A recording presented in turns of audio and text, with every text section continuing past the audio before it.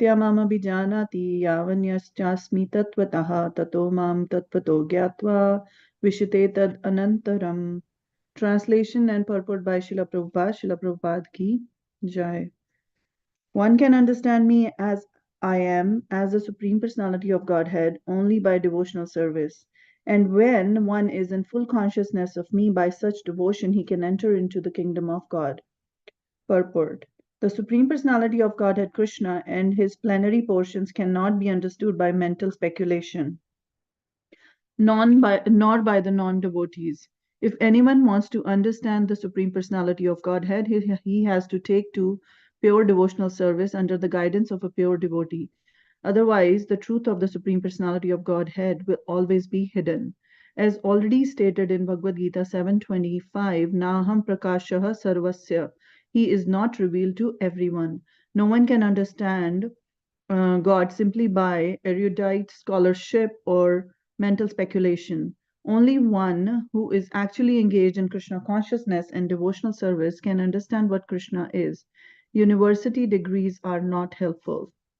One who is fully conversant with the Krishna science becomes eligible to enter into the spiritual kingdom, the abode of Krishna. Becoming Brahman does not mean that one loses his identity. Devotional service is there, and as long as devotional service exists, there must be God, the devotee, and the process of devotional service. Such knowledge is never vanquished, even after liberation. Liberation involves getting free from the concept of material life. In spiritual life, the same distinction is there, the same individuality is there, but in pure Krishna consciousness. One should not mistakenly think that the word Vishate enters into me supports the monist theory that one becomes homogeneous with the impersonal Brahman. No, Vishate means that one can enter into the abode of the Supreme Lord in one's individuality, to engage in his association and render service unto him. For instance, a green bird enters a green tree not to become one with the tree, but to enjoy the fruits of the tree. Impersonalists generally give the example of a river flowing into the ocean and merging. This may be a source of happiness for impersonalists, but the personalist keeps his personal individuality like an aquatic in the ocean. We find so many living entities within the ocean. If we go deep, surface acquaintance with the ocean is not sufficient. One must have complete knowledge of the aquatics living in the ocean depths. Because of his pure devotional service, a devotee can understand the transcendental qualities and the opulences of the Supreme Lord in truth. As it is stated in 11th chapter, only by devotional service can one understand. The same is confirmed here. One can understand the Supreme Personality of Godhead by devotional service and enter into his kingdom. After attainment of the Brahmabhuta stage of freedom from material conceptions, devotional service begins by one's hearing about the Lord.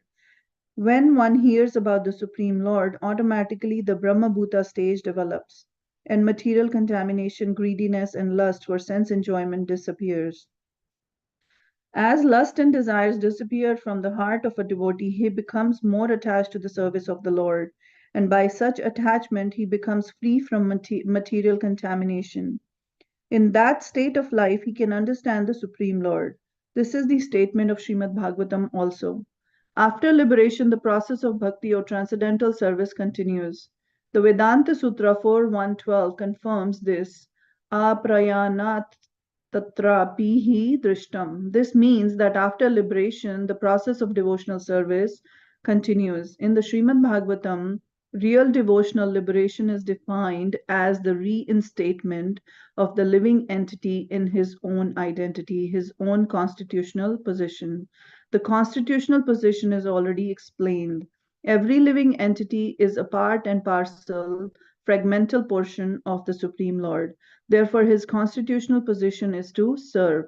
After liberation, this service is never stopped. Actual liberation is getting free from misconceptions of life. Hare Krishna. Hare Krishna. Yeah, this is the one of the most important verses, and where Lord Krishna is just explaining the truth, fundamental reality or truth that only the devotees can know me in truth, in tattva, bhaktya mam abhijanati, yavan chas, yavan yes chasmi tatvatah. Tatvatah word is used, like tatvatah means in truth, in reality. It only the devotees can understand, nobody else. Now, not karma yogi, non gyan yogi, no other yogi can understand Krishna in truth. Only Bhakti yogi, Bhakti, the one who is performing pure devotion service. And why is it that? Because Krishna does not want him to get revealed to anyone and everyone. He reserves to whom he wants to reveal. That's why this knowledge, spiritual knowledge, is known as transcendental knowledge. It's beyond our IQ and all the other aspects. That's why Prabhupada says university degree does not help here. In fact, the more you are qualified, it may hinder your progress, because you will think high about yourself, like I am a scholar, I am this, that. And the more you think high about yourself, Krishna will not reveal. Like, he does not like any tinge of pride in any sense, in a devotee, particularly in a person. So I think in Upanishad also similar verse is there, where devotee is asking Krishna to remove the wheel. There is a parda. Wheel means parda. There is a wheel which is put by Maya in front of everyone, and everyone is illusioned with that wheel. And unless Krishna wants that to be removed, that wheel is there. And Krishna will only reveal to the extent he sees the surrender. To that extent, he will reveal. So that's why it says pure devotees, pure, when one has fully surrendered or fully 100% surrender is there, then 100% revelation happens. And this is not something artificial which happens from outside, it happens from within. Within the heart, Krishna is sitting. So he can give all the knowledge from within. It does not have to be outside. And again, even the illiterate can get that. Like sometimes some may think if only the literates who can read Bhagavad Gita can get that, but that's again not a criteria. Even an illiterate who has pure devotion towards Lord Krishna can get that revelation complete, right? And in our Guru Parampara, we have two Babajis, Gaur Kishore Das Babaji, Jagannath Das Babaji. Both are pure devotees and they have full knowledge, transcendental knowledge. It's not that they could not read, but they have the knowledge. How did they get? From within, right? So, and one is in full consciousness of Supreme Lord by such devotion, then he can enter into the kingdom. This is also the criteria to enter into the kingdom of the God, which is one who is in full consciousness of Supreme Lord by practicing devotional service. Then he immediately becomes eligible to enter into the kingdom of the God, which is go back to the spiritual world. Yeah, so that's the criteria. So basically, devotional service is the only criteria which we can see Krishna face to face. Right? Prabhupada often says, like, seeing Krishna face to face, many devotees wants that, but devotional service is the only criteria. Basically, somehow or the other, you have to get the attention of Radharani Krishna. If you go to Vraja, वो एक word use करते हैं, रीझना. राधा रानी को रिझा दिया, रिझाना है हमने. रिझाना मत किसी तरह कोई भी एक्शन से, और वो इतनी आसानी से रिझते नहीं है. कृष्णा तो नहीं रिझते हैं, राधा रानी फिर भी. So then they are practicing to at least make Radha Rani impressed, and through him, through her, then they can always approve. क्योंकि राधा रानी ने एक बार अप्रूव कर दिया, then Krishna automatically takes that devotee, right? So ये रिझाना हमें पड़ेगा, और इसके लिए like you go there, they have to say कि we have to also cry for Radha and Krishna. Like the moment you feel yourself helpless, हमसे नहीं होगा, like with our own thing, and just give up and let them take over that's when I think the mercy will happen. So the more we think कि हम अपने आप से कर लेंगे, the more we think we will be able to do, it's not possible. We have to depend on the mercy of Guru and Krishna and Radharani and all the devotees. So that's how it is. This that one can get the true knowledge. I see a hand raised. What was Viram Prabhu was raising? Yes, Prabhuji. I had one doubt about wasting time on maybe relatives or who are not into this bhakti. They have their own way of they have their own understanding of spirituality, and they have their own way of doing bhakti. How to deal with these people? Because what happens is they first try to ask you what are you doing, in bhakti, and then they try to negate you that you are following a sect or a cult. It's not bhakti. It's not what Indians are used to be. Especially when people have prejudices against ISKCON or how to deal with that situation, because people don't even recognize ISKCON as in India, like there are people who don't even recognize ISKCON as a valid sampradaya or even a valid movement. So how to deal with these people? Because I'm just telling you from where they are coming. They are saying that the pure bhakti, the people who are pure spiritual, they don't even announce. They just do their work. It's very spirituality is internal. And then they give my example that why are you in Western world? Why don't you come to India? If you are so much inclined towards spirituality, you are also a little bit tinge. There's a little bit tinge of Maya in all of us then. Because we all are running after dollars here. We want better future for our kids. That's why we are here. So there is a tinge of Maya how to deal with all this? of us.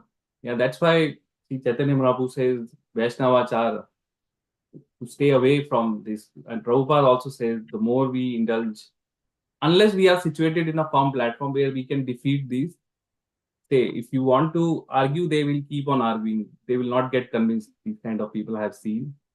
So, but if you still want to try, you can say at least ISKCON is not a sampradaya. We are following in the sampradaya. And all the Vaishnavas, even India, name it, they recognize that the work which is done by Srila Prabhupada. Just because the name is international doesn't mean the teachings are Bhagavad Gita only and Srimad Bhagavad, and we are in the parampara of Chaitanya Mahaprabhu. So you just tell them that you just check with any bona fide whom you think is a Vaishnava, ask them. Go to Vrindavan, ask any bona fide guru or even the Vaishnava what they think about. Like I have been to Braj Mandal, all other sampradaya, wherever we used to go, we used to stay in different places and they used to all welcome because they understand that amongst Vaishnava there is no such thing that this is true Vaishnava. This is anyone. Chaitanya Mahaprabhu says anyone who is taking the name of Krishna is a Vaishnava. He should be considered a Vaishnava. It's not a rubber stamp, okay, I will authorize, then only he will become a Vaishnava. Anyone taking the names of Radharani, Krishna, or any Harinam, anyone taking, he's a Vaishnava. So yeah. Can we do you think that we should also as our sampradaya we should also evolve and not think that our sampradaya is the only bona fide sampradaya and others are lower than us, or sometimes nobody says that. I don't know who says that, but there are 4 bona fide sampradaya which are in Shastra, like is in Padma Puran, and ours is one of them. But there are many. So again there are up sampradaya also. Up sampradaya meaning who deviated from original teachings. So Prabhupada just wanted us to stay away from, because we don't know who is genuine. And again the preaching which we are doing is for the innocent people. Like Prabhupada always, this is a preaching movement. Prabhupada wanted to preach to masses so that at least they can start taking to bhakti. And this is on the order of Chaitanya Mahaprabhu. So nothing wrong there to advertise. Yes. However, yeah, that's true that someone who is pure devotee, he will not advertise, I am a pure devotee, please come, please come. He will never say that. Because Radharani himself, she doesn't think he's the topmost pure devotee, but generally she doesn't feel that he has that quality. So that is the thing. That is the humbleness. That is what I was referring to. The movement we had, or anyone has, little tinge of pride that I am this, that. Krishna does not like that quality. So genuinely the pure devotees don't advertise and they don't even come in public and speak much. So yeah, Yes, so so don't waste time, or don't waste time. Like, see, the Prabhupada wanted to preach to the innocent. Here also we'll see further. Krishna will say they, like, we do not owe, or we do not have responsibility to make all the atheists Krishna conscious. We can try, but it's up to them and Krishna. Like, we can give them a book and then say, if you wish, you take it. If you don't wish, then it's up to you. Krishna will say same thing to Arjun, that I have given you all the knowledge. Now you decide what you have to do with it. You act on it, or you want to listen to you what you want to do. Then it's up to you. Then you feel. Then people can't say that that why we are suffering, because the suffering is because of whimsically accepting something which is not true. So that is the thing. Okay, so, yeah. In the second paragraph, Prabhupada again comments on the Mayavad understanding of this verse, where because here Krishna is saying that entering into the kingdom of the God, right? So Mayavadi thinks enter and merging with him as Vishate. That's the word Vishate comes. Vishate actually means entering, but entering where? Entering into the kingdom of the God as an individual, not losing the individuality. That's why Prabhupada again clarifies that, because the same verse will be applied in different meaning if you read the Mayavad commentary on the verse. And Prabhupada gives very nice some comment, like it says, if anyone wants to understand Supreme Personality of Godhead, he has to take pure devotional service, not just to take pure devotional service, but under the guidance of pure devotee, which means he has to have a guru, because without guru, and guru also has to be a pure devotee, topmost Vaishnava, then only the pure devotional service will be revealed to that devotee by the mercy of guru and also other sadhus. So again, the importance of guru is very much clear in this verse, why guru has to be there. And he said, Prabhupada said, otherwise the truth of Supreme Personality of Godhead will always be hidden. Like, people may think, superficially think, I know everything. That is illusion. I know everything. The common masses, why we have to follow Bhagavad Gita, I know everything. Any Hindu you approach and try to sell or give Bhagavad Gita, you say, no, I know everything. I have Bhagavad Gita with me. My parents also used to read. But if you ask anything, at the max, they can just say, just that famous verse from Mahabharata, which everyone knows, every Hindu knows, that's the only verse they will know. Yada yada hi dharmasya. Yes, that's all. But beyond that, nobody knows anything. So the genuine devotee, even he knows everything. When you ask, he will say, I still trying to learn more. Like, I'm trying, because this knowledge is not something, as I said, which can be acquired by our own endeavor. It's a knowledge of revelation, like what Krishna has revealed, only that much we can know. And Krishna, unless we are pure, Krishna will not reveal 100%. We can't say that we know everything now, because that's not possible. It's a revelation knowledge, realization. That's the difference between knowledge, acquired knowledge, and realized knowledge. So yeah, and then in the last paragraph, Prabhupada comments that after attainment of Brahma Bhuta stage of freedom, devotional service begin by hearing about the Lord. That is very important. Hearing about the Lord, Shravan, is very important. And I will want to say, hearing about philosophy, also about Lord pastimes, is equally important. Sometimes devotees think or don't stress enough on hearing Lord's pastimes, particularly his pastimes which happens in Vrindavan. We should also hear those pastimes, apart from hearing the philosophy part of it, because that is the real essence. The nectar is in those pastimes, Krishna Katha.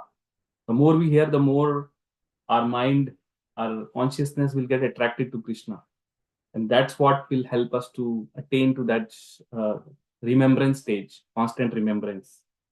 right? You remember I was showing other day, there are stages, Shravan Dasha, Varan Dasha, like Smaran Dasha. Those Smaran Dasha will only come when we hear more and more about Lord Krishna in the pastimes and somehow get attracted to it. Natural attraction will come.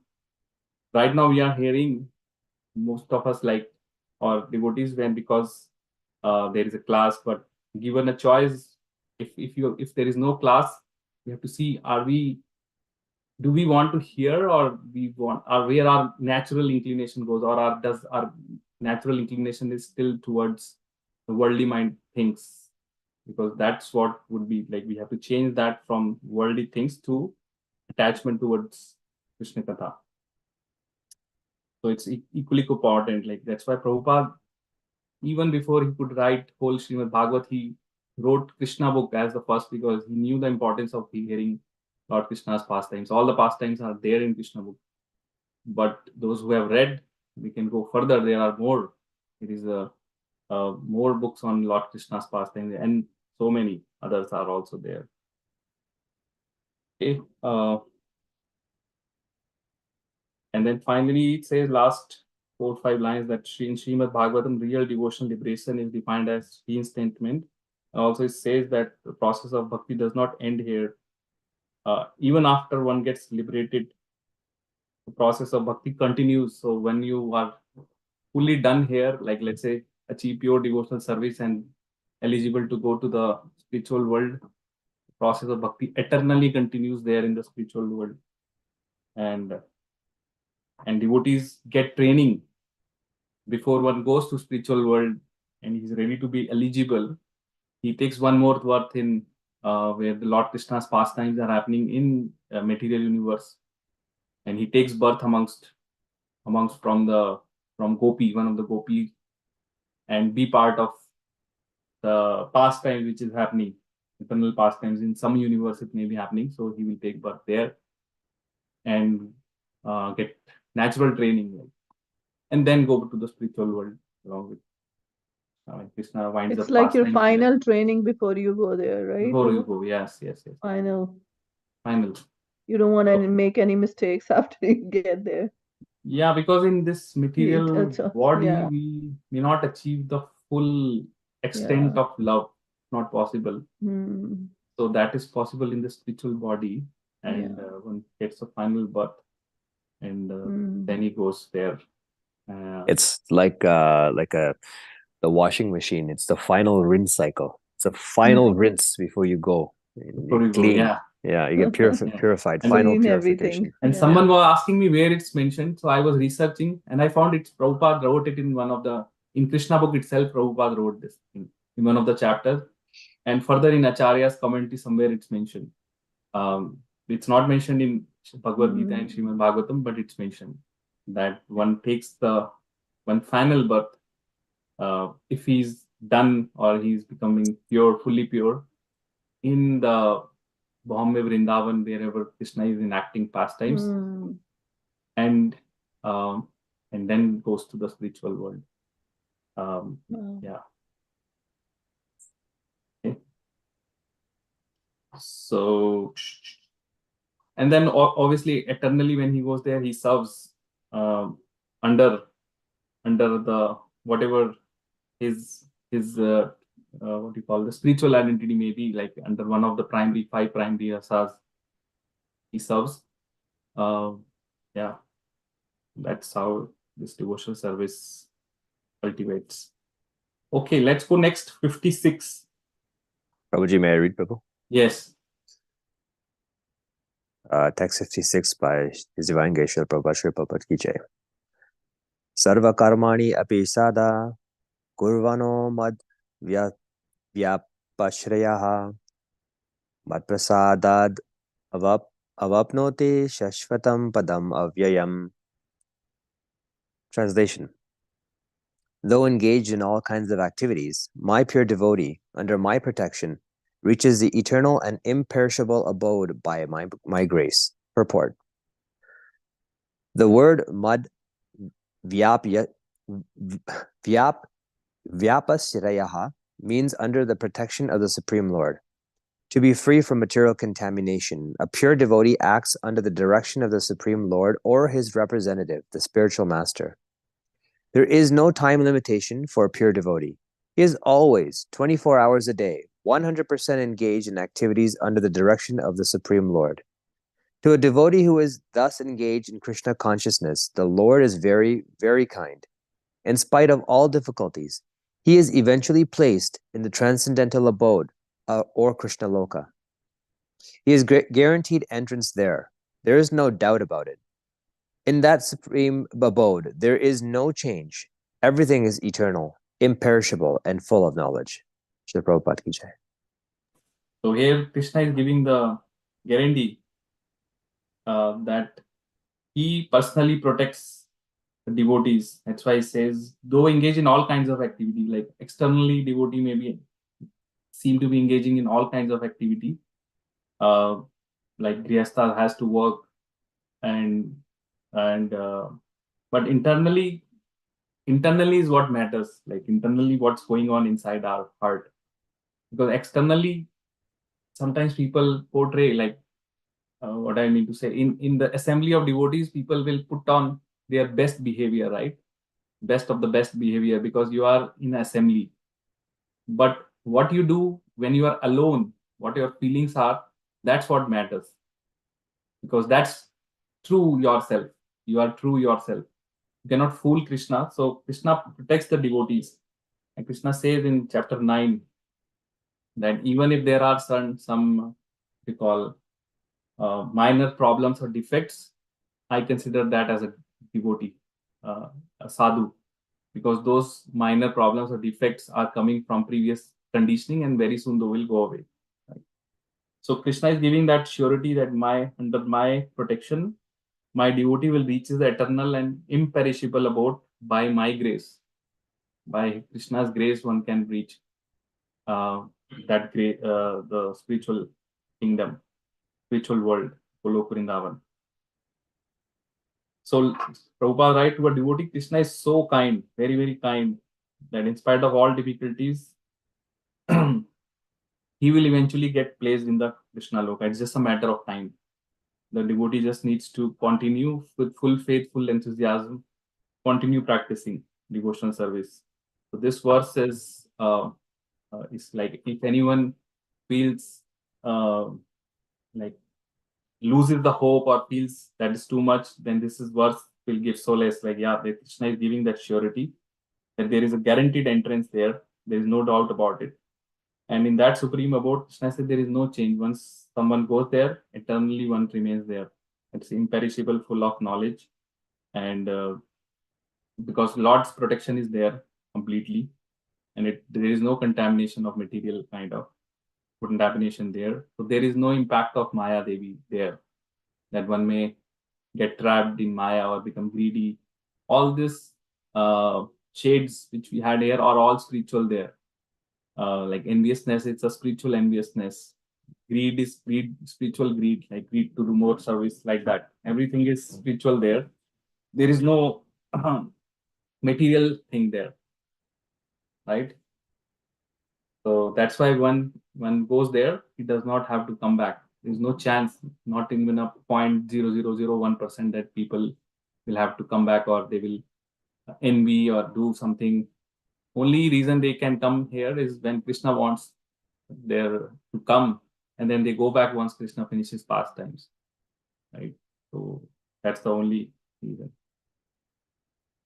And also it says that the few symptoms it mentions about pure devotee, that he acts under the direction of Supreme Lord or his representative. Like, pure devotee does not act independently. He always takes the direction, and there is no time limit for a pure devotee. He is always 100% engaged 24 hours in the service of the Lord. Right? So that is the higher stages of bhakti, pure devotional service. And this pure devotional service is elaborately explained when we go to Bhakti Rasamrit Sindhu, Nectar of Devotion. Rupa Goswami just wrote this Bhakti Rasamrit Sindhu purely for devotees, Bhakti yogis. Like, Bhagavad Gita is universal, it's for everyone. But Bhakti Rasamrit Sindhu is only for devotees, particularly Bhakti yogis, not for Karm, Gyan, or all other. They will not. Their Rupa Goswami will further describe pure devotional service, symptoms, and all that much greater detail. Okay, so next 57. You can read, Prabhu. Prabhuji, okay. After that, okay, Viram Prabhu, 58 you can read. Go ahead, Sujata Mataji. Okay, Prabhu. 57. चेतसा सर्वकर्माणि मयि सन्न्यस्य मत्परः बुद्धियोगम् उपाश्रित्य मच्चित्ता सततं भव. Translation and purport by Srila Prabhupada, Jai Srila Prabhupada. In all activities, just depend on me and work always under my protection.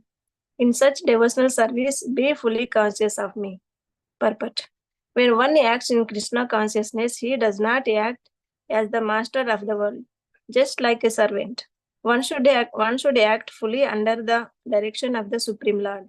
A servant has no individual independence. He acts only on the order of the master. A servant acting on behalf of Supreme Master is unaffected by profit and loss. He simply discharges his duty faithfully in terms of the order of the Lord. Now one may argue that Arjuna was acting under the personal direction of Krishna, but when Krishna is not present, how should one act? If one acts according to the direction of Krishna in this book, as well as under the guidance of the representative of Krishna, then the result will be the same. The Sanskrit word matparaha is very important in this verse. It indicates that one has no goal in life except acting Krishna consciousness just to satisfy Krishna. And while working in that way, one should think of Krishna only. I have been appointed to discharge this particular duty by Krishna. While acting in such a way, one naturally has to think of Krishna. This is perfect Krishna consciousness. One should, however, note that after doing something whimsically, he should not offer the result to the Supreme Lord. That sort of duty is not in the devotional service of Krishna consciousness. One should act according to the order of Krishna. This is a very important point. That order of Krishna comes through disciplic succession from the bona fide spiritual master. Therefore, the spiritual master's order should be taken as the prime duty of life. If one gets a bona fide spiritual master and acts accordingly to his direction, then one perfection of life is Krishna consciousness is guaranteed. Hare Krishna. Hare Krishna. So this is again, you see, now Krishna is, all these verses are important. I'm sharing my screen. So in this verse 1857, devotees' mood of dependence described. Krishna is saying in all activities, just depend upon me. Work always under my protection. In such devotional service, be fully conscious of me. So he's giving this to devotees that all activities just depend on me. Always work under my protection, be fully conscious of me. Devotee does not have to act independently. That's the key. He should always be acting under Krishna. What that means is acting as per the instructions of Krishna, because these are the words of Lord Krishna only in Bhagavad Gita. Like Krishna will not come personally and say, okay, do this thing. He's already giving all the instructions in Bhagavad Gita. And if still we have doubt, we have spiritual master who is a representative of Lord Krishna on this planet. So always we have to act under the direction of Supreme Lord. And there is no difference between Lord Krishna's direction and the spiritual master's instruction, which it aligns, right? And like the mood of servant is, Prabhupada gives a nice analogy, like a servant does not have any individual independence. He acts what his master says, and he's unaffected by profit and loss because he's only acting on behalf of master. That's why here in this in this world, we should be unaffected, whether we get material gain or material loss. It's irrelevant. As I said, we should have that firm faith about what Krishna says, that about the quota. Like everyone has a quota of material happiness, distress. That one will get it, and one has to suffer also. There is nothing to worry about that part. And just one has to focus more on cultivating or developing this service mood, and mood of doing the bhakti. How to exhibit that mood? It's act according to Bhagavad Gita. That's why it's important to know what is there in Bhagavad Gita. Then only one can act. If one doesn't know what is there in Bhagavad Gita, then how will he know what Krishna wants one to do? And also act under the guidance of Krishna's representative, which is a spiritual master. Prabhupada says the instructions of spiritual master should be the life and soul of a disciple. And we can practically see Prabhupada got those instructions from his spiritual master. In person, Prabhupada may have met his spiritual master maybe 2 or 3 times. That's it. Not more. Like if you read Prabhupada Leela Amrit, he went to Allahabad and he started his business, Prayagraj. He never met. And then again, towards the end, he met again his guru. And I think Prabhupada took initiation sometime in 1933-34, and then 35-36, Bhaktisiddhanta Saraswati Thakur left the planet. But he took that one instruction which he was given by his guru to his heart and make it his life and mission, like mission of his life. And it took time for Prabhupada because he was in his Grihastha life. He got the instruction when he was 21, 22, and again when he wrote a letter to his guru that I am a Grihastha, I cannot remain in physical contact and do any physical service to you while you have so many sannyasi disciples who are doing. Is there any service which I can do to please you? And again the response came that go and preach to the Western world. So 2 times he get that personal order, and then he took that to heart. So the point here is that we should be seriously acting on the instruction of spiritual master. If we have got any instructions, and if we can do that, then that's the success of devotional service, right? Because that's the instruction which is coming from Krishna through the mouth of spiritual master for us, and one should act to full capacity. And spiritual master will not give any instructions which disciple could not fulfill. So he will give only those instructions which disciple can fulfill, right? So that's another thing. And then Prabhupada says that one should not whimsically think misuse of this devotional service, thinking that I will do something whimsical or nonsensical and just offer it to Krishna and that's it. No, that should not be the case. Like no whimsical conduct, that I think like this, so that's how it should be. It should be right. It should be aligned with Shastra, not what I think. What I think does not matter. What Krishna thinks is what matters here, and what Guru thinks. So doing something whimsical and justifying by saying, okay, I'm doing it as a service to Krishna, it does not work.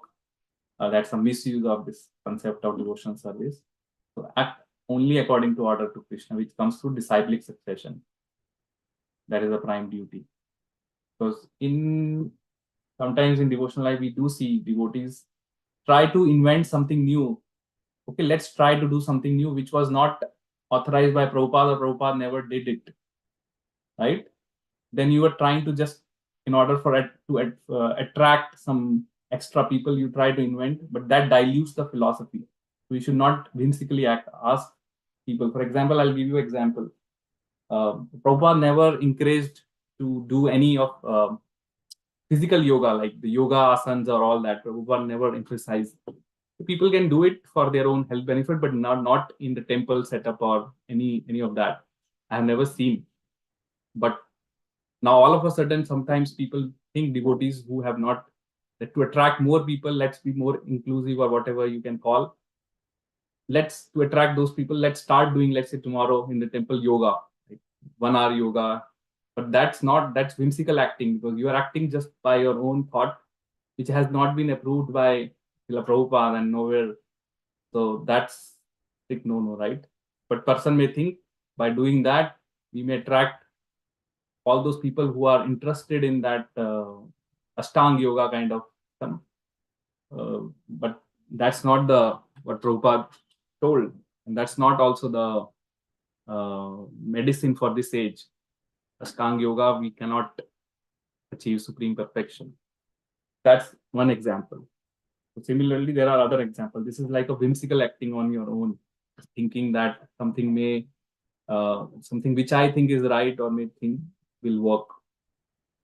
So here Prabhupada says, don't do that. Like whatever he set up, just follow. He never told to change anything. He says, whatever I have set up, just follow it. Don't try to reinvent or try to recreate something more. Just follow what he has already set up. Okay, so let's go next, 58.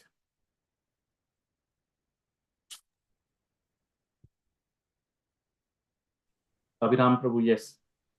Yes, Prabhuji. Machchita sarva durgani matpradattarishyasi atha chet tvam ahankaran nashriyosi vinan kashyasi. Translation and purport by Srila Prabhupada, Prabhupada Ji ki Jai. If you become conscious of me, you will pass over all the obstacles of conditioned life by my grace. If, however, you do not work in such consciousness, but act through false ego, not hearing me, you will be lost. Purport: a person in full Krishna consciousness is not unduly anxious about executing the duties of his existence. The foolish cannot understand this great freedom from all anxiety.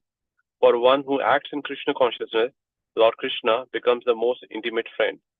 He always looks after his friend's comfort, and he gives himself to his friend, who is so devotedly engaged, working 24 hours a day to please the Lord. Therefore, no one should be carried away by the false ego of the bodily concept of life. One should not falsely think himself independent of the laws of material nature or free to act. He is already under strict material laws, but as soon as he acts in Krishna consciousness, he is liberated, free from the material perplexities. One should note very carefully that one who is not active in Krishna consciousness is losing himself in the material whirlpool, in the ocean of birth and death. No conditioned soul actually knows what is to be done and what is not to be done. But a person who acts in Krishna consciousness is free to act because everything is prompted by Krishna from within and confirmed by the spiritual master. Hare Krishna. So Krishna now giving Arjun the result. So he says there are only two paths, two options. Either you follow me or you don't follow me. There is no third. So if you follow me, then you are going to be saved by my grace. I will take care of you. You will pass all the obstacles of conditioned life by my grace. Not by your grace, not by your effort. It's me who will put your hand on your head and make you cross over this obstacle. If, however, you do not work in such consciousness, but you want to act by your own false ego, by your own things, then you will be lost. What it means is then you will be lost in this material whirlpool. If Maya jal mein phas jaoge, you are not going to get out of it. No matter how hard you try, you will not get out of it. So basically, there are only two paths in this whole thing. One is to follow the path which Krishna is showing, or other to follow Maya. There is no third direction. Either you serve Krishna or you serve Maya. So if you are serving Krishna, then you will not be touched by Maya. Krishna will protect you. But if you choose not to serve Krishna, then automatically you are serving Maya. There is no third path here. That's what Krishna is saying. Because you will automatically be under the clutches of material laws. They will not release you. Maya will not release you. So will catch hold of you, and you have to suffer continuously in this cycle of birth and death. Perpetually 8.4 million species keep revolving, and Maya will not let you go. However, if you choose and stick to Krishna and choose the path, Krishna consciousness, Bhakti, then Krishna will protect you. Then Maya cannot touch you, because Maya is nothing but a devotee of Krishna, servant service, like servant of Krishna. So if someone is directly under the jurisdiction of master, then the servant will not touch that person, right? Now, if you are saying, okay, no, I don't want Krishna, I don't want your thing, then you say like, okay, then the servant will do his job. Maya Devi will capture that person and make him illusion. So the Maya's way is little bit pleasure and then more beating. So little bit happiness temporary and then more beating in terms of distress. That is how Maya Devi acts. So and then one creates his own suffering and enjoyment by getting into entanglement of karma. So yeah, the other day I was just hearing this. One person asked, like literally we see, like he asked to Chaitanya Prabhu. I was hearing this podcast that in Western world literally everyone is non-vegetarian. So he asked, is everyone going to go in hellish planet? And he say like short answer is that everyone has to account for his karmas. So he cannot give excuse that I didn't know, because if you put your hand in the fire will burn you. No matter if you know fire will burn you or if you don't know, fire will act. Right, same case. So those who are ignorant, out of ignorance, also acting in that, then also their result is same. They have to suffer. The laws of nature are like that only. People can escape from the laws of the material world, but the laws of nature are enforced by Yamraj, and one cannot escape there because there would be witnesses, sun, moon, and all this Devi Devtas will come there as witness who are witnessing everyone's activity, so that nothing is hidden from there. So yeah. So everyone who is acting or not under Krishna consciousness, they are like following a dangerous path where they are directly being under the jurisdiction of Maya and Yamraj and liable to be punished for those acts. So that's what Krishna is telling here in this purport also. That no conditioned soul actually knows what is to be done and what is not to be done. The conditioned soul does not know what is to be done, what not to be done, because he is in ignorance, right? But a person who is in Krishna consciousness is free to act because everything is prompted by Krishna. So Krishna from within the guides a devotee, and also it's confirmed by spiritual masters. So double confirmation happens. So Krishna from within as super soul guides. That's what we call as third sense, or some people say is consciousness. Like my consciousness is not allowing me to do this thing. What is that consciousness? That is the voice of inner soul, super soul. And everyone has that. I think I mentioned that even a thief who is doing theft, he knows this is wrong. This is not to be done. But he chooses to ignore that voice which is coming from within. And then Krishna says, then if you're choosing to ignore, then that's now your karma. Then you have to suffer for that. Now I can't help you. Right? I warned you, but you chose to ignore, then it's up to you. Right? So that is how it the whole thing. That's why we can't blame. Sometimes people think, how come that bad things are happening around the world if nothing moves without the will of the Lord? Because Krishna sanctions those things because people don't want to listen, and because of their previous karma and their nature, they want to act demoniac. So then they have to suffer because of that. Okay, so let's go to 59. Verse number 59. Krishna will further instruct about not following his instruction, what will happen. So who has not read once? I can read. Yes, 59.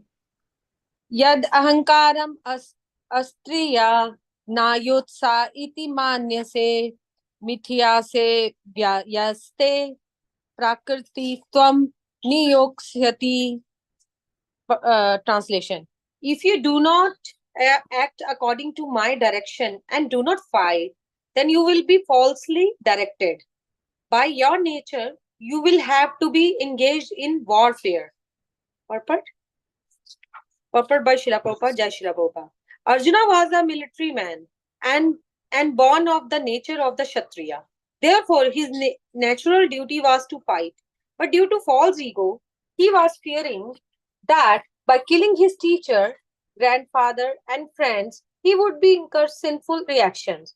Actually, he was considering himself master of his action, as if he was directing the good and the bad results of such work. He forgets that the Supreme Personality of Godhead was present there, instructed him to fight. That is the forgetfulness of the conditioned soul. The Supreme Personality gives direction as to what is good and what is bad. And one simply has to act in Krishna consciousness to attain the perfection of life.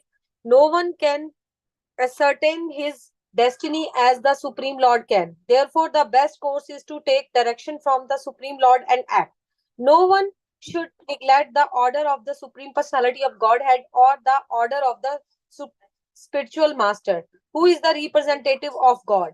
One should act unhesitatingly to execute the order of the Supreme Personality of Godhead. That will keep one safe under all circumstances. Yes. So again, in this verse, Lord Krishna is saying that if you do not act according to my direction and do not fight, then you will be falsely directed. Because your nature is to fight, you are Kshatriya. Anyway, you have to fight. If you don't fight in this war, maybe 2 months down the line, you have to fight again. But that is your own thing. And then that's where you will get entangled in that. Right? So same thing applies to us. Like all of us or anyone in this material world, anyone has to act. Like one cannot just be without karma. One has to perform some karma or the other. So if we do that karma under the direction of Supreme Lord, then we are saved, because that becomes our karma. We don't get any material result. However, if we don't do it under the direction of Supreme Lord and just do the work for our satisfaction, for our pleasure, to enjoy the result, then we become entangled in that work. And that is the forgetfulness of the conditioned soul. Prabhupada says that is a forgetfulness of the conditioned soul. That Supreme Personality of Godhead Krishna gives us everything, that what is good, what is bad, what should not be done, what should be done, and he gives the final that one simply has to perform bhakti to attain the perfection of this human life. Right? But in spite of that, if someone does not want to act on it, then that is basically the forgetfulness of the conditioned soul, and is also misfortune, because even after taking the human form, human birth, which is not easily attained, if one cannot use that human form to achieve the purpose of human life, then that is the biggest misfortune. Like, because Prabhupada says that even enjoyment can happen, the material enjoyment can happen in any species. There are so many species, every species there is so-called material enjoyment, and sometimes more.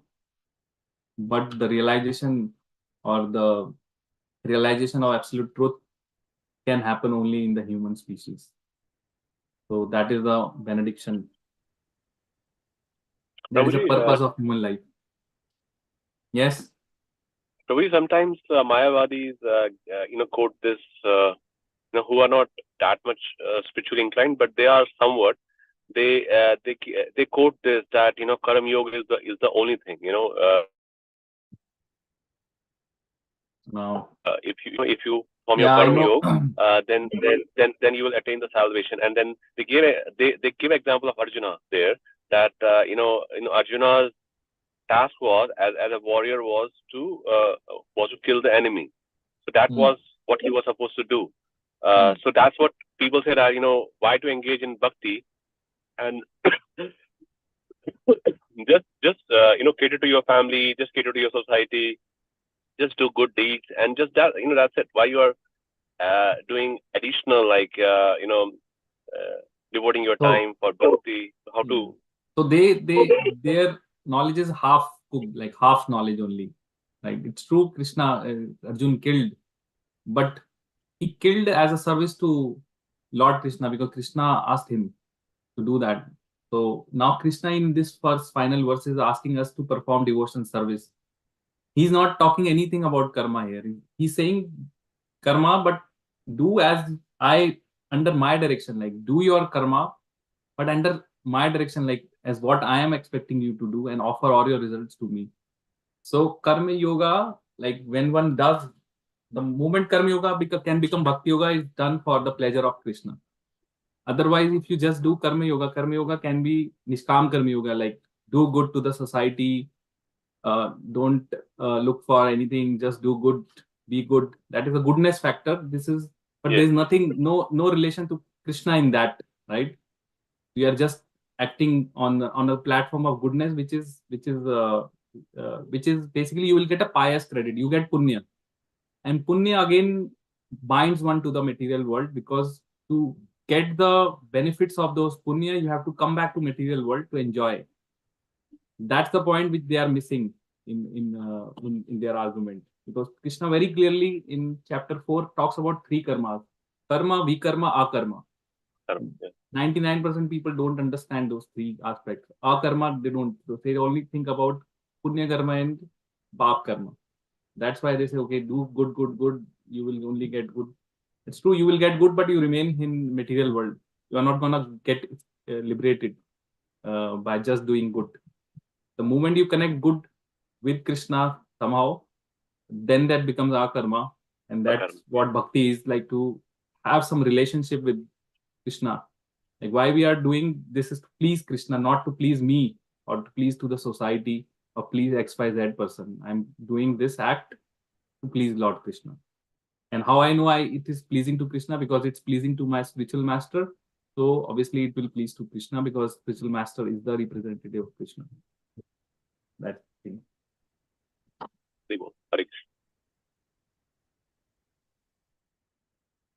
Okay, so next 60.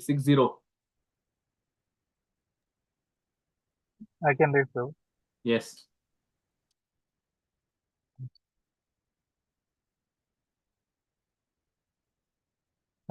स्वभावजेन कौन्तेय निबद्ध सेवने कर्मणा कर्तुं नेच्छसि या मोहात् करिष्यये अवशो अपि तत्.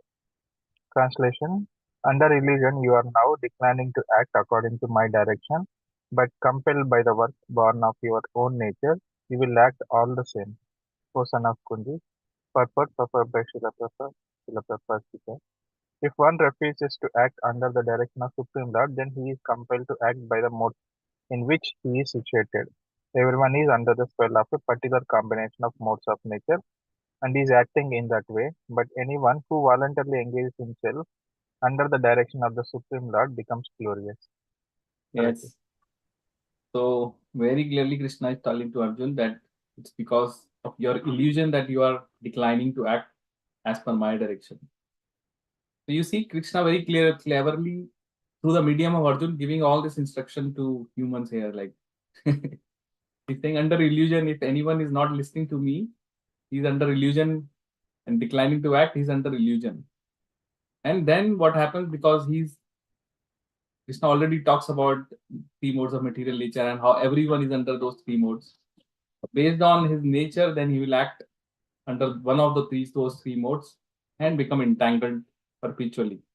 Like he cannot escape from the cycle and further keep getting entangled more and more. Because everyone is under the spell of a particular combination of modes and is acting in that way. But anyone who voluntarily engages himself under the direction of Supreme, basically, then he becomes, he does not get entangled, he becomes glorious. Krishna says, Prabhupada writes, he becomes glorious. Right? So, when we discuss Bhakti Rasamrita Sindhu, then we discuss about Yukta Vairagya. Right? Every act can be connected to Krishna. For example, if you analyze your whole routine, all your belongings, everything can be connected in the service of the Lord Krishna, and that becomes our karma. Like from morning to evening, like one of the biggest assets here for everyone is their house. Like half of the pay, half of the money goes in the house. So now that if you're just enjoying the house for your own, then it becomes karma.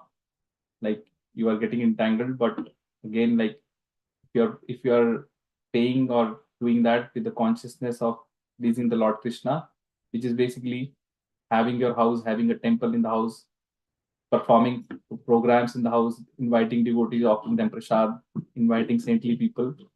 So now you are using your house not just for your own, you are using it in the service of the Lord, right? By inviting the devotees, conducting programs, every day offering worship to the Lord, preparing bhoga. So it becomes a karma. So outwardly it looks same, but the consciousness is different. So this concept can be applied literally to any action. Like everyone works for 8 hours. I was just hearing one thing. He says at the beginning, like when we are praying to Lord, he say like, now I am going to my work. Please aap sambhal lena. I'm just going. I'm totally depending on you. Today, whatever happens, just aap take care kar lena.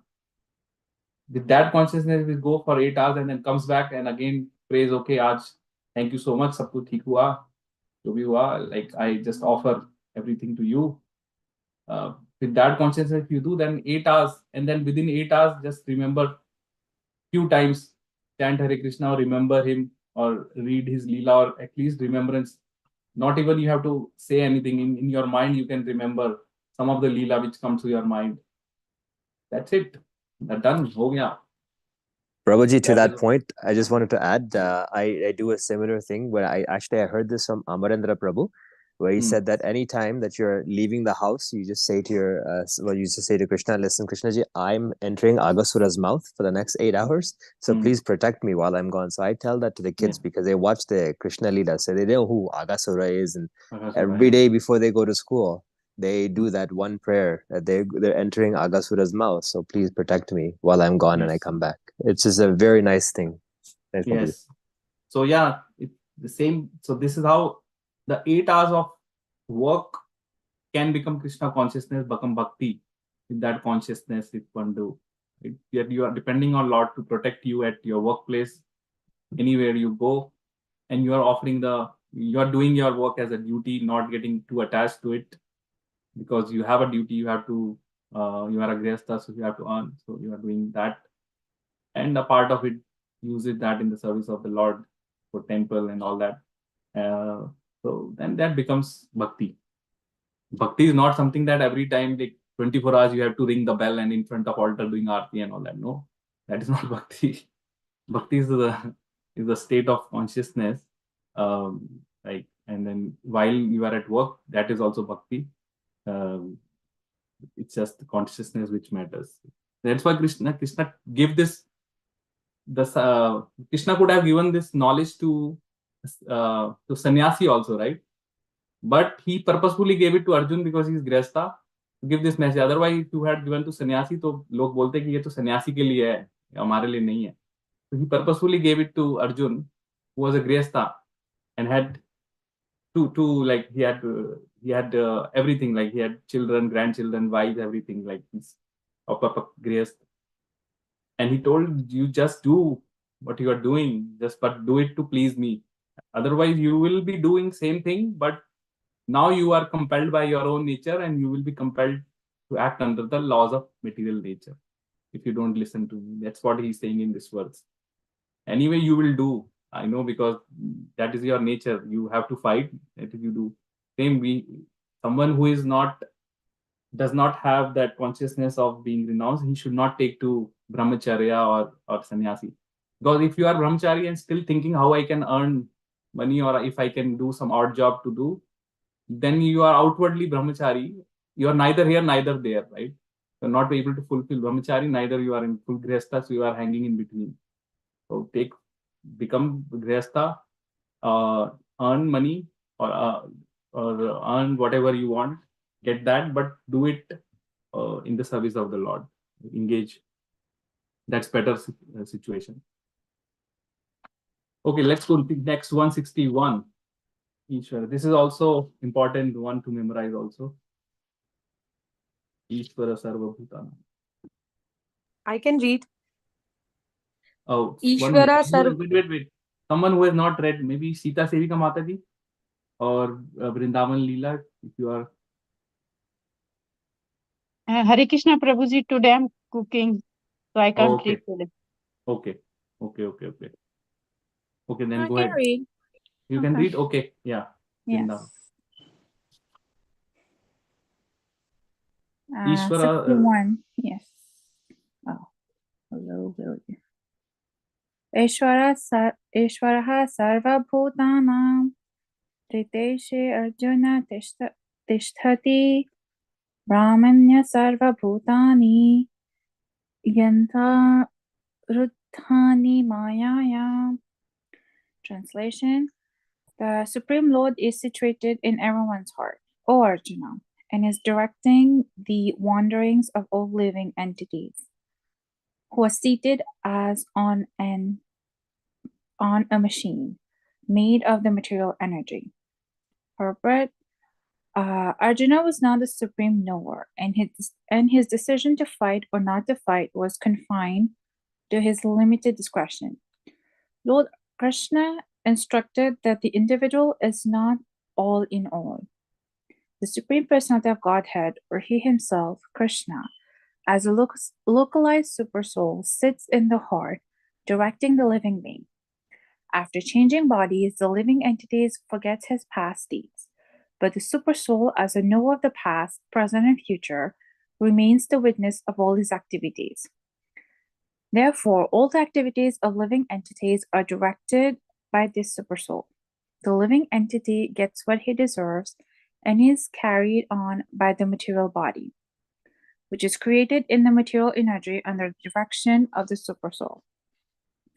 As soon as a living entity is placed in a particular type of body, he has to work under the spell of that bodily situation. A person seated in a high-speed motor car goes faster than one seated in a slower car, though the living entities, the drivers, may be the same. Similarly, by the order of the Supreme Soul, material nature fashions a particular type of body to a particular type of the living entity, so that he may work according to his past desires. The living entity is not independent. One should not think himself independent of the Supreme Personality of Godhead. The individual is always under the Lord's control. Therefore, one's duty is to surrender, and that is the instruction of the next verse. Yeah. So in this verse, Lord Krishna is giving like the location. He's first of all confirming the location of Super Soul. Say Hrideshu Arjuna Tishtati, that Ishvara Sarva Bhutanam. Ishvara is the Supreme Lord, who's Lord of all the living entities, and what is his location? That Hrideshu Arjuna Tishtati. He's sitting in the heart of every living entity. Hrideshu.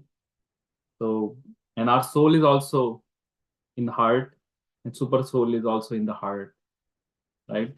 They're sitting side by side. Soul, we know it's the size of 1/10,000 of the tip of the hair. Anyone knows the size of Super Soul? What would be the size of Super Soul? Prabhupada says the size of the thumb. That's why it's big. Super Soul is comparatively big. I read that. So, but again, these are all what you call spiritual. Like if one puts the microscope in the heart, he will not see. Like if doctors want to see where is the Super Soul, let me see microscope and try to do open heart surgery or whatever, they can't see. So this is all. But there is a soul and Super Soul. Krishna is giving. This is a proof here. Hrideshu Arjuna Tishtati. And then he says the purpose of this body. Yantra Rudhani Mayaya. It's a yantra. Yantra means it's a machine. This body is simply a machine, and it is given so that the soul can sit in that yantra and cross over what? The material ocean, and go to the spiritual world. That is the whole purpose of giving this human form. It's a yantra rudhani maya. Like under spell of Maya, this machine works, and it's given to all the living entities. And what is the purpose? Brahmayan, meaning traveling. Traveling, this is the purpose of machine, right? We have a car. What is the purpose? To travel from one place to another. Similarly, this machine of body is given to us for travel from material world to go to the spiritual world. That is the only purpose. There is no other purpose of this human form. And someone who does not fulfill that purpose or does not live his life according to this, then he's simply making misuse of that machine. Imagine I have a mobile phone, and instead of using mobile phone to hear calls, I start using mobile phone for typing, doing the typing work. That's not the use of machine, right use of the machine. Like you have given a laptop or you have other means to type and print, but let's say someone doesn't know and he misuse the machine, then it defeats the purpose. The same way, the purpose of this human machine is not to misuse. It's not to just earn or just earn for the material needs, because that is getting fulfilled by Lord anyway. Even an elephant gets fed, who eats tons of food every day. He's not going hungry. He gets the food. So everyone will get the food, but the machine is given for specific purpose. And the problem is people identify with the machine. They think they are the machine only. Like when you sit in the car, you don't think that you are the car, right? But here people think I am the body only. So my only motive is to serve this body. But they are identifying with the machine, but we are not the machine. The machine is just a medium. If we misuse it, we don't get this machine. We get some other machine based on our desires. Next life. So what your desire would be, based on that, the Maya will give you another machine. Okay, you take this machine now. You lost your chance for human machine. Now you take the machine of bird, because you may be too excited to fly. You will doing parasailing and this that. Or someone who is too fascinated to swim, right? There are swimmers who are fascinated swimming. Prabhupada says then they get the body of fish, because you have more proclivity towards that kind of behavior to show. Then Mother Nature will say, okay, you become fish, then every 24 hours you can swim. Why you have to take body of human? Like that, people give nature will fulfill their desire, and then they become fish. And then small fish will eaten by big fish, then they become big fish. Next life, all aquatics they have to go. Imagine so many aquatics, everything they have to go one by one. And from aquatics, then they come to four-legged animal, then two-legged animal. All they have to evolve, and maybe after millions of births, they will again attain human form. And then again they waste, again they go to that one of the species based on their desire. This is the cycle which is going on. But that's why people say 84 के चक्कर से निकलना है. 84 का चक्कर में फंस गया तो फिर काम खराब है. Right? And someone who are more proclivity, like I see this there is this movement also where people don't wear clothes. They say we have to be natural, don't wear clothes. Then they get a body of tree, because tree does not have to wear clothes. So your attraction is not to wear clothes, then you become a tree. You will not have to wear clothes, and you will live for thousands of years, and just thunder, shower, winter, you are just standing there. That's what happens to people who have that kind of attractiveness or attraction, or they want to not wear clothes. So yeah, then they become tree. Okay, so next quote, let's go 62.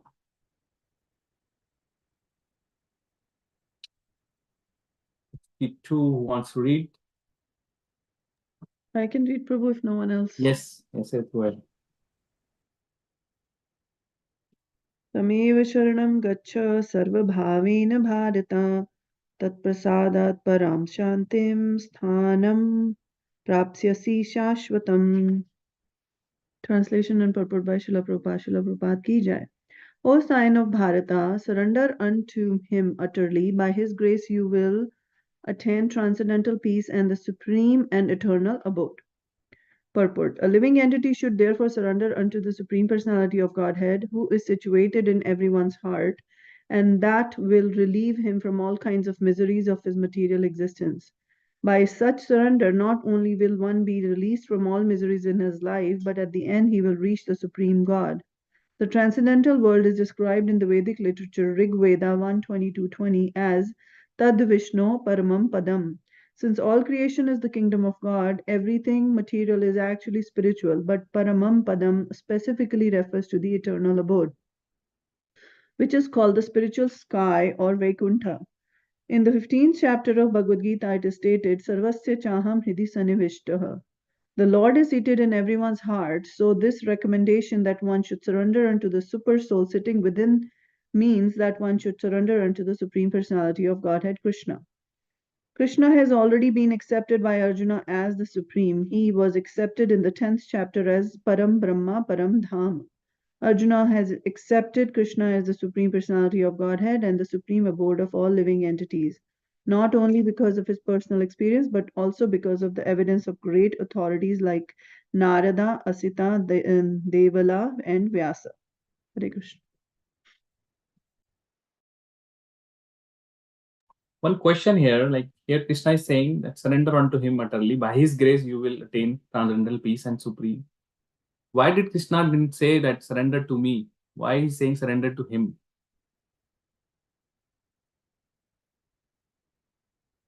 Tam ev, he's saying tam unto him. Ev, certainly sharanam gacha.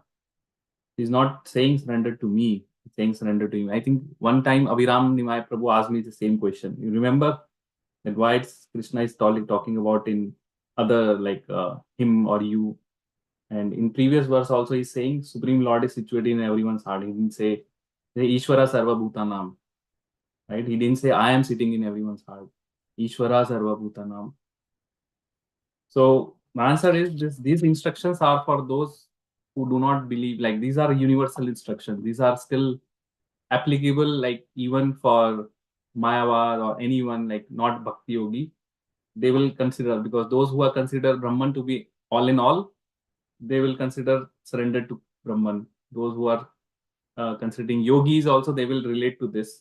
They will surrender to the super soul, right? So this is confidential instruction, but still Krishna is saving the most confidential instruction which he's approaching in 1866 when he says that surrender to me. He will further go one step further, but before that he said this is the most confidential and this is only for devotees. So don't say that in front of non-devotees. And that answers Abhiram Nimai Prabhu's question that someone who doesn't believe, we don't have to unnecessarily argue with them. Let them believe what they want to believe, because Krishna wants like that. So this instruction is for those who don't want to believe in Krishna's personal form or do not want to be a devotee of Krishna. So for them, surrender to him utterly. By his grace, you will attain transcendental bliss. Now, him is subject to what they want to, like Supreme Lord, Super Soul, Ishvara. All these are impersonalist reference to the same Lord. But Prabhu, here it also says, sorry to interrupt, but here it's specifically saying surrendering unto the Supreme Personality of God. Doesn't it say like that? Oh, that is Prabhupada wrote that.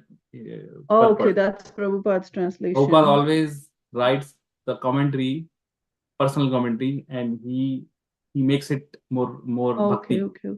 That's Prabhupada. But literally, if you see, Krishna does not say personal personality of God. He says surrender unto him. And him means, in previous verse, he says Ishvara Sarva Bhutanam. So surrender unto Ishvara. Right? So that's what he's referring. So if you are thinking that Bhagwan is the Brahman effulgence, then you think surrender unto him. Otherwise, okay. Right. Okay. Prabhupada write always because Prabhupada is a pure devotee, he always write commentary on saying that Supreme Krishna is Supreme Personality God, like that. But that is the thing. So again, the thing is for us, it's surrender unto Krishna, and by his grace you will attain transcendental peace and supreme and eternal abode. He's re-emphasizing again that statement. So after telling him that work according to Supreme's instruction, Super Soul's instruction, Supreme Lord's instruction, right? And work under my direction. Now he's saying surrender unto him, and under his grace you will attain transcendental peace and supreme and eternal abode. And if you don't do that, so he gives both. What will happen if you don't surrender? What will happen if you surrender? Both the things he gives. Now Prabhupada in the purport obviously writes the commentary more personal, like a commentary of a devotee, Bhakti yogi, that supreme living entity should surrender the supreme personality of Godhead, which is situated in everyone's heart, and that will relieve him from all kinds of miseries. Right? So this surrender is the next 3-4 verses. Krishna will just talk about surrender, and I think next class we will spend half an hour on this surrender. It's surrender also known as Sharanagati. So there are 6 principles of Sharanagati, which we'll discuss in next class when we discuss 1866. But this is important. One has to know crystal clear in his mind what is surrender. So that is his final instruction. And if surrender is not clear, then you may think you are surrendering, but in reality it may not be the surrender, right? Someone may think just holding hands in front of the Lord morning, evening is a sign of surrender, right? But not following any Bhagavad Gita, just what a normal Hindu does, right? Morning before he goes, he do his puja and goes and do all nonsense, and then comes back again, that's it. So he may be thinking, I am surrender, I am a good human, I am doing all good, I am working for my family, and at the job, even if I have to take bribe or get things, what is the wrong in it, because I am doing it for my family. So he may be thinking I am surrendered.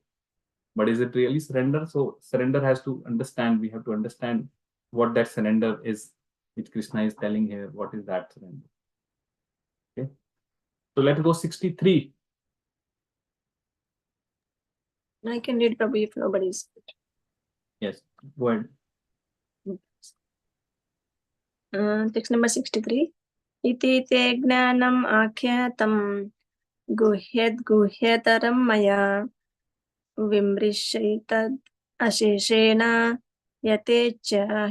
yatechasi tata kuru. Translation and purport by Srila Prabhupada, Jai Srila Prabhupada. Thus I have explained to you knowledge still more confidential. Deliberate on this fully and then do what you wish to do. Purport. The Lord has already explained to Arjuna the knowledge of Brahma Bhuta.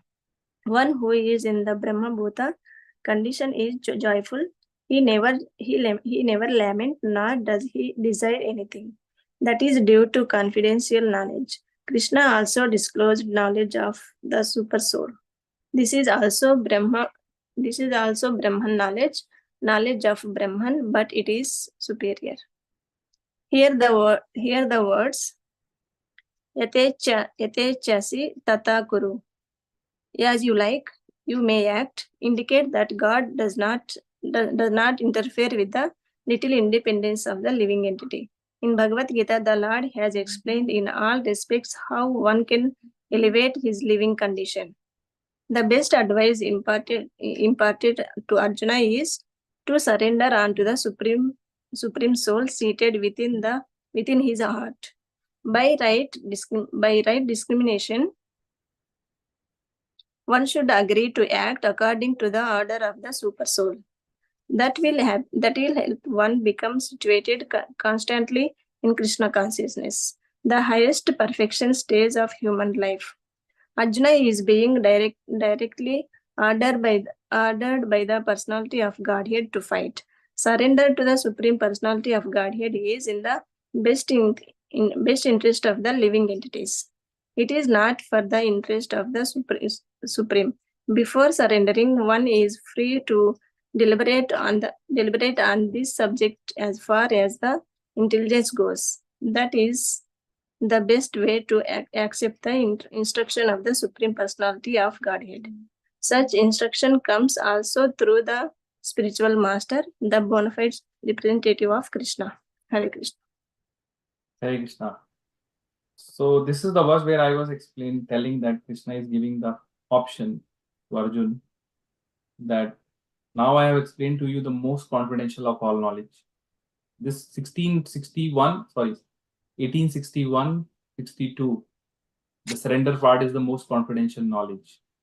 More confidential. It's not most, it's more confidential. Like it's a confidential knowledge. Bhuyat taram. So that's the word he's using, Lord Krishna is using. And then you just deliberate on this fully and then do what you want to do. That I have given you also intelligence. Sometimes people think, how I will decide what I have to do? Krishna has given you intelligence. Use that intelligence sometimes. Use that intelligence to deliberate on this fully and then do it what you wish to do. Sometimes like let's say a spiritual master gives an instruction. Then people ask furthermore, how I should do, how should the spiritual master is not there to tell you every day that this task to be done like this, no, he's not babysitting you. So then use your intelligence. As long as it's in the, let's say spiritual master gives instruction that you should do more of a preaching. Now, Sir Prabhu, how I should preach, what I should be preaching, should I be doing book distribution or should I be doing this or this? These are further things, right? Preaching means it's a wide bracket. Now, if you decide to do book preaching, then you do book preaching. If you decide to do preaching by, let's say, opening a temple, then you do that. Or by giving classes, then you do that. So, spiritual master has given you a wide array to choose from. And based on your inclination, you can choose. So, not to, again, ask and prod exactly like what to do, what not to do. So, for that, Krishna has given us, all of us, intelligence, humans. And that's why he's telling Arjun to use that intelligence to deliberate on this fully and then do what you wish to do. So basically, he's not forcing anyone to only do what he wants. If you think, if you are aligned, he has given you all the result that there are only two options. Either to listen to him. If you listen to him, then he has his hand placed on your head. You will be always protected in all situations. If you don't listen to him, then you are under the control of directly Maya. And then based on your desires, based on your nature, you will do, and you will get entangled, and you will get next machine this body based on what you have done in this life and based on your desires also. So then don't blame Krishna that I am in this suffering or that suffering and Lord didn't help. So he tell here that you do what you wish to do, because sometimes people think that if Krishna knows that everyone has to go to the spiritual world, then why he created multiple paths? He could simply have said everyone has to do bhakti only, no other task like it, and then everyone goes. But that's not free will, right? You cannot put a pistol on someone's hand and say you have to love me. If you don't love me, then I will shoot you. Like a pistol, jabardasti nahi kar sakte na. Then that is not love. Love is something which is coming out of your heart. So Krishna is not forcing anyone to practice bhakti. He's giving all the knowledge and then giving you intelligence, and then using your intelligence. If you are intelligent enough, then you choose your path. That's what he's telling to Arjun. So that's why this importance of word is there. The last line, yathe chasi tatha kuru. Do as you wish. Right? And this also gives us important lesson like how to deal with our children who are teenager. Like we as parents should give all instruction, everything, but then they have their own individuality. We can warn them, we can tell them, but we can't force them. So they have their own individuality, and then let them choose the one which using their intelligence. If they ask for again help, then help in every aspect, but one cannot force anyone to do anything. That would not in line with Krishna's instruction as well. So it indicates that God does not interfere with little independence of the living entity. There is just little independence he has given, and it does not interfere. Okay, he has not given too much independence. Very little independence he has given in choosing this path. Only independence is you choose the path of Krishna, or if you don't choose, automatically you are choosing the other path, Maya, you are already there. You don't even have to choose. You are already there in that path from time immemorial. Now he's giving you a path to choose to follow the bhakti, But if you decline to choose, then that path is already the default path for everyone in this material world. So a path, he's giving another alternate path, but if you don't take that, then default is already there. So you will automatically choose the default one. तो choice तो बस यही है प्रभु, फिर that there is nothing. बस यही choice है, और कोई choice नहीं है. कुछ नहीं है. बाकी तो material 6 things तो fixed ही हैं. Life, birth, death, old, सुख, दुख, मान, अपमान, those are fixed. इसमें तो कोई choice ही नहीं है. Yeah. Choice Once जो you're in the छोड़ा है, material world, you're getting that anyways. anyways, yes. Choice इतना ही छोड़ा है कि I am giving a choice as in human form. You have a small window. Take to Krishna consciousness, you can escape. Otherwise, वो तो फिर है ही है, default तो है, दे रखा है सबको. वो तो सबके लिए है ही है वो bypass. Minute, really minute independence. Very minute independence. Shastra says that होता है ना कई बार when we see in the cow shed, the cow is tied to a rope. वो एक छोटा सा सेमी सर्कल में मूव कर सकती है, उतना ही दिया हुआ है. वो पूरे में घूमने के लिए नहीं दिया हुआ, उतनी ही कृष्णा ने दिया हुआ है. We can't change our material karma. जो भोगना है वो तो होगा ही. Sometimes we see like many devotees, physically they are not, they are suffering, meaning it looks outwardly they are suffering because some ailments, किसी का किडनी खराब है, किसी को कैंसर है, कि something. People think ये भक्ति करके भी इनकी बॉडी तो ऐसे ही है, तो क्या फायदा होगा. But that's not the purpose. जो उसको मिला है suffering, वो तो उसको previous से मिल रहा है, but he chose in this life to practice bhakti.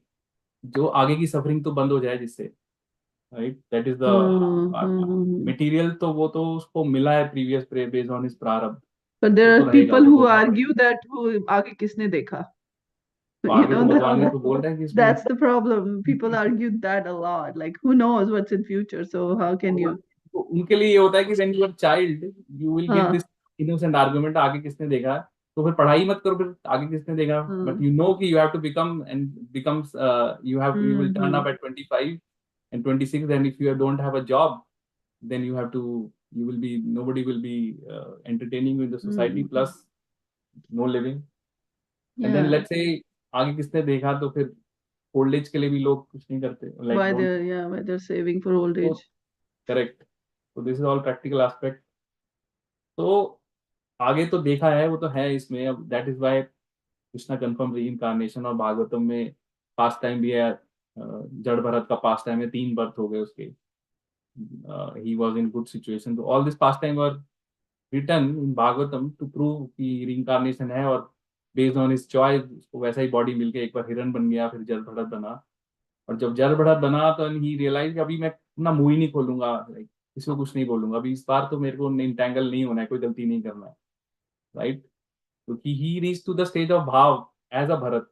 वहां से he got entangled with हिरण and have to take body of हिरण, डियर. और डियर की बॉडी के बाद ही रियलाइज कि अभी मैं कहाँ फंस गया हूँ यहाँ पे. तो फिर he got body of Jad Bharat, but he knew everything as Jad Bharat. He knew all his past birth and he was running, but as Jad Bharat he acted like a dumb person. He did not open his mouth and he did not work so like that. That is proving that people get the body, and then there are more like this, more situations we see. Like this guy Dhritarashtra asked this question ki why he has so much suffering. Like imagine he has to see the death of 100 of his sons in front of his eyes. किसी का एक बच्चा मर जाए उसको इतना pen होता है, इसके 100 बच्चे मर गए उसके सामने, right? So what would have happened? So he said like several lifetime before you were a hunter and then you killed a family of birds and just for your pleasure, like without. So now you are incurring the sin for that hundreds of lifetime before what you did. तो वो धृतराष्ट्र बोला कि वो इतना time क्यों लग गया, 100 life time, वो पहले उसी टाइम दे देते. तो बोला कि वो 100 टाइम लाइफ टाइम लग गया for you to acquire that much पुण्य, यू गेट 100 सन्स, राइट. पहले जब वो पुण्य पहले एक्वायर किया 100 लाइफ टाइम तक, थोड़ा करके अब इतना पुण्य इकट्ठा हो गया, अभी आपके 100 सन हुए, तो अभी आपको रिजल्ट मिल गया फिर उसका जो पाप किया था 100 लाइफ टाइम पहले. That is how Karma is so complicated. so nobody can escape कि बहुत टाइम पहले कुछ किया था. और या also said कि if you have taken उधार बोलते हैं ना, lend money for someone, उसको दे देना है. Like sometimes people just say कि अब तो गया, अब नहीं है, यूज हो गया, अब क्या करना है उसको. और दूसरा वाला भी he's like hesitant to ask. Relatives में भी होता है और कई बार होता है, but no, you have to come back. और पता नहीं कब जाके उसको कितने 100 टाइम्स ज्यादा देना पड़ेगा आगे चल के. प्रभु अगर किसी को दे दिया उधार, वो देना ही ना चाहता हो, even though you want it back, and then you're still stuck. ये Like you want it back because you don't want to come back to Yeah. take that money in future or whatever next life, then that person is not willing to give it back to you. He has to repay in some form 100 times more, तभी तो उसको देगा. But maybe let's say you go to the spiritual world in the meantime, तो फिर वो भी maybe जो भी रहेगा आपके खानदान में. But I don't know like exactly how it will work. But the person who has taken, he has to definitely come back to repay, and he has to pay 100 times more because he has ill intention. Yeah. It's not that कि उसको charity में मिला था, like he has ill intention. उसने किसी के पैसे मार लिए हैं और उसको रीपे करने के लिए तो आना पड़ेगा. यहाँ से तो वो बच जाएगा, may be the laws of this world, but he cannot escape the पर लॉज उसको तो आना पड़ेगा, लेकिन जो बंदा दूसरा है वो तो वैसे ही फंस गया बीच में. Like that उसके साथ person ही is तो- like, you don't want to come back, but you're stuck because you give it to. But हाँ. I guess that's also part of your karmas, I would say, because there must be something that you just have to come back to do, right? It's right. all Krishna's planning. We don't Right. know. So that way just think in your heart कि मैंने वो charity के लिए उसको दे दिया. Like don't then think, say Krishna, I've given this. Don't like what do you call entangle me in that karma. मेरी तरफ से वो जो उसके साथ है, that's his thing, but मैंने दे दिया. और फिर आगे जाके ना दो, like don't repeat. That's the only thing we can do. Yeah, in these situations. Yeah. So that was the example. And same thing happened with the Bhishma Pitama. Like he has to suffer a lot. He's a devotee of the Lord, but 6 months, imagine 6 months he was on the bed of arrows, full body blood. Difficult है, like कैसे नींद आएगी, कैसे आएगा, पूरा time 24 hours hurting. Like वो arrows are, you can understand कि कितना sharp होगा. And he's tolerating all that pain for 6 months, literally so much time. So same thing, I think he told, Krishna told him that in one of the lifetimes you were again hunter and you killed a snake and you left him half killed and you put him on the thrones, on the tree with so much thorns. So he literally died in pain after suffering from the pain which is getting from half those thorns. Thorns, कांटे के ऊपर सांप को छोड़ दिया मार के, आधा मरा हुआ है, तो ऐसा किया था. So in this life now you have to suffer the same pain. You have to also lie on arrows and have to suffer. So ये सब बड़ा बड़ा डिवोटी हैं, like it's not a ordinary devotee. उनको भी ये सब सफर किया. प्रभुजी, भीष्म पितामह has इच्छा मृत्यु, right?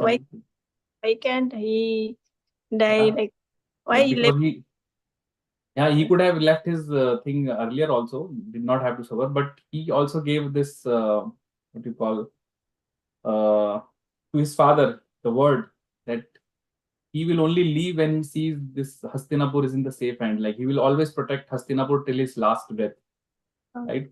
So till the time he sees Yudhishthir has won the war and now Hastinapur is in the safe hand, he could not have left because he has taken a vow that he will preserve and protect Hastinapur, which was his father's kingdom, till his last breath. He will not leave. And he also wanted to see Krishna before he leaves. Was that one of the another reason, or was that the main reason? No, but that's not the reason. That he could have done like in on the first day itself of the battle, like he on the ladder, right? Yeah. Krishna was coming. He say, "Okay, I'm leaving. Krishna, just stand here. I'm going." मेरा निकल रहा हूँ मैं. But he stayed whole 18 days and he waited for everything to happen और सब कुछ करके then he remained. So that was not the main reason. He would have obliged to do that like on the first day itself. Yeah. He wanted Hastinapur to be in the safe hands. So he wanted to see the result of the and he knew already that this is all Krishna's plan, and That's what he was telling to Duryodhan. Don't fight. You are not going to win it. But anyway, what can be done? So he knew already that Yudhishthira will win the war. Because Krishna, wherever Krishna is, Krishna does not have to do anything. Automatically, you are done. Like you win. And that was the last shloka in this. Wherever Krishna and Arjuna are, the victory is guaranteed there. Yatra Yogeshwara Yes, Krishna. Yatra Yogeshwara Krishna. So yeah. So there are many examples like this, that the people have to suffer after hundreds of lifetimes because of something they did in previous lives. So one has to be careful. But one thing surety for us is the practice of bhakti will burn to ashes all the previous karma. All the previous karma. Even it says it burns the karma of even if you have killed a brahmana, knowingly, unknowingly, whatever burns. Then we say like yani kani chapa pani brahma hatya dikani cha. When we take circumambulance of Tulsi Maharani, that is brahma hatya ka bhi paap lagao, तो वो भी चला जाता है by performing bhakti. That is one of the gravest topmost sin. Like if someone has killed a brahmana, so that can also Krishna can take care of that also. वो उसको भी nullify कर देंगे. That's why he says don't worry about sin. Sin say like I will take care of adjust everything. Just surrender to me. Later he will say 1866. Okay, next let's do 1864 and we finish at 1864. Okay. Who wants to read the last for today, 1864? I can read it. Okay.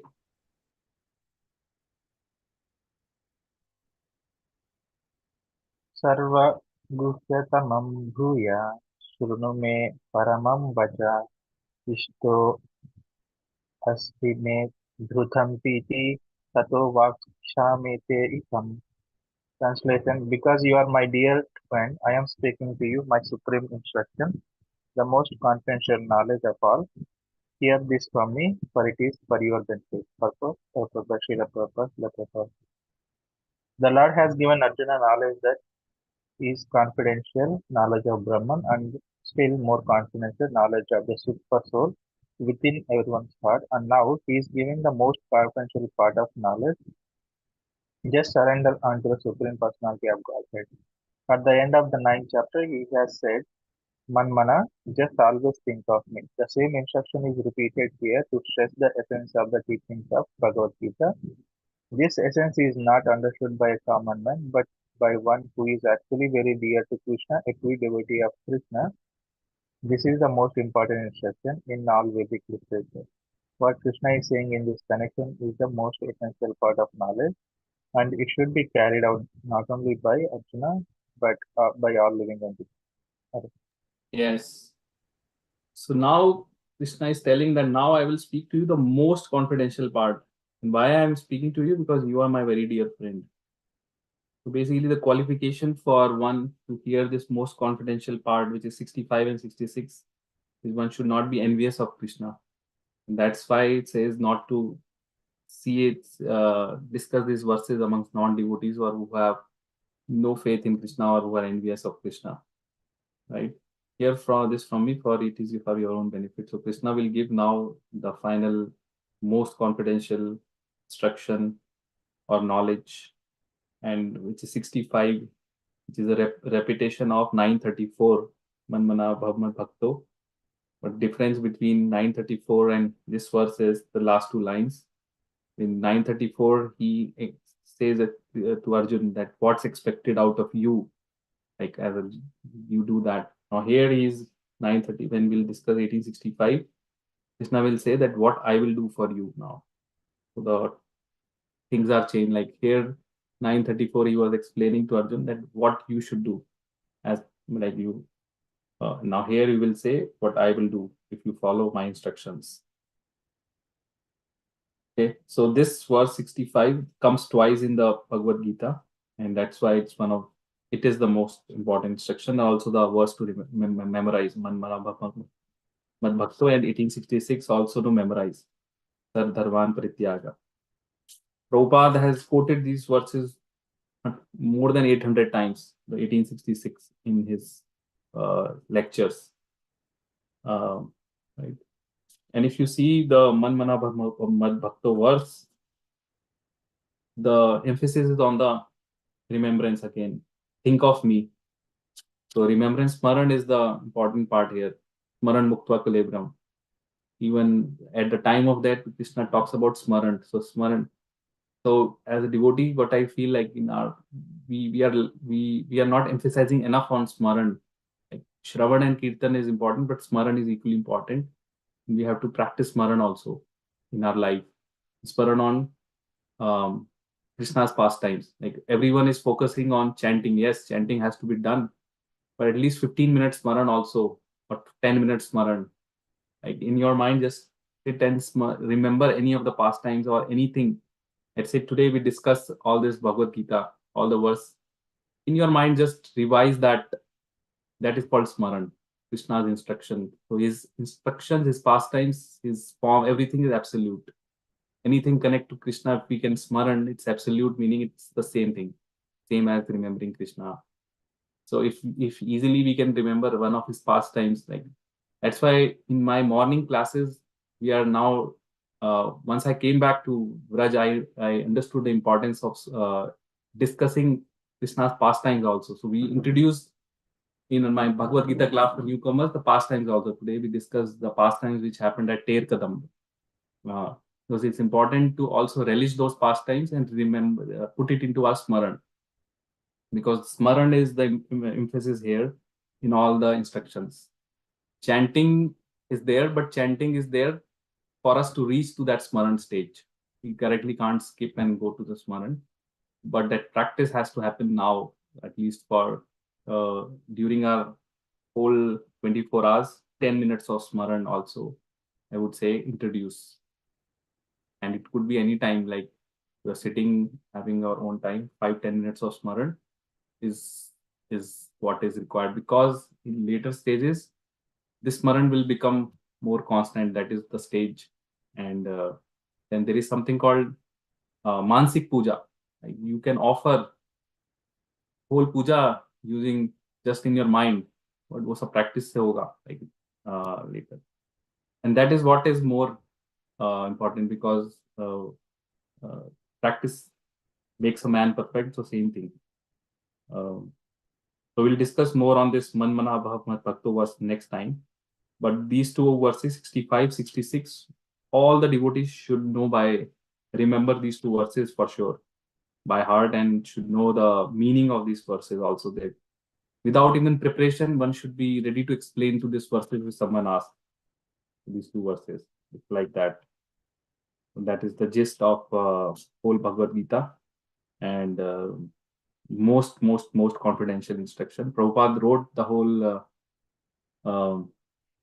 book Raj Vidya. That is a chapter 9 Raj Vidya book also, which is basically this Man Mana Bhav Bhakto verse itself, 934. Okay, because here it says, just think of me. Prabhupada writes in the purport at the end of 9th chapter, he has just said, just always think of me. But now how to think of him is the art. That is what we have to learn. That is the Smaran. And then our acharyas have also written the importance of Smaran. And yeah, the more initial stage is Smaran is the third stage. First two stages are Shravan and then Varan. And then comes Smaran. So first stage we have to start with is Shravan. Shravan of those Leelas of Krishna, which is required. And if we do Shravan from the mouth of pure devotees, more impact. It also depends on whom we are doing Shravan on. So as far as possible, let's say Prabhupada also describes Leelas from here, or we have devotees in ISKCON itself, like who do 2-3 hours of like Radha Govind, His Holiness Radha Govind Maharaj. He used to do Bhagavad Katha, and his brother Radha Raman Maharaj,